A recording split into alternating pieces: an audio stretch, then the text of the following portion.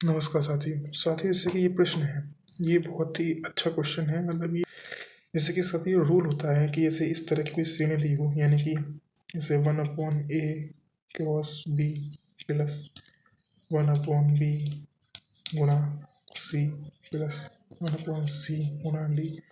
इस तरह से लेते के कुछ भी यहाँ पर दिया हो, जैसे मान लो 1/e गुणा f। तो इस तरह की यदि श्रेणी दी हो तो हम क्या करते थे, हम ये करते थे कि इन दोनों का डिफरेंस निकालते थे। तो और इन दोनों का डिफरेंस निकालते, इन दोनों का डिफरेंस निकालते, इन दोनों का डिफरेंस निकालते, जो कि सेम आता था, इनका डिफरेंस सेम आ रहा था। जैसे कि यहाँ पे एन आया, यहाँ पर भी एन आया, यहाँ पर भी एन आया, यहाँ पर भी एन आया। तो फॉर्मूला ये था कि 1/n। एन कैसे निकाल सकते हैं, तो एन हम बी माइ एन, एन बराबर बी माइनस ए, एन बराबर सी माइनस बी, या फिर कुछ भी डी माइनस सी कर लो, या ई माइनस एफ माइनस सी कर लो। इस तरह से हम एन निकालते थे। तो फिर हम क्या करते थे, फिर हमारा फॉर्मूला ये होता था कि पहला पद यानी कि 1/a माइनस 1/f, लास्ट पद, ये फॉर्मूला होता था।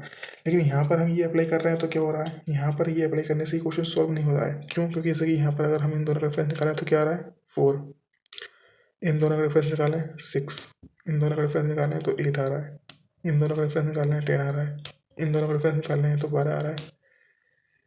तो साथ ही यहाँ पर दिक्कत ये आ रही है कि इनका डिफरेंस जो है अलग अलग आ रहा है।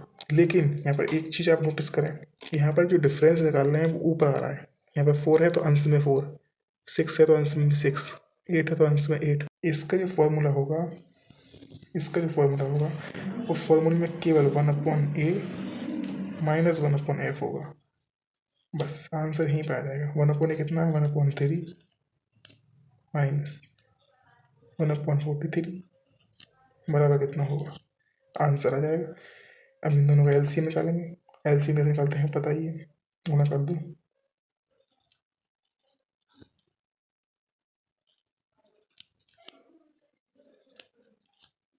ठीक है। आंसर हो जाएगा आपको 40/129।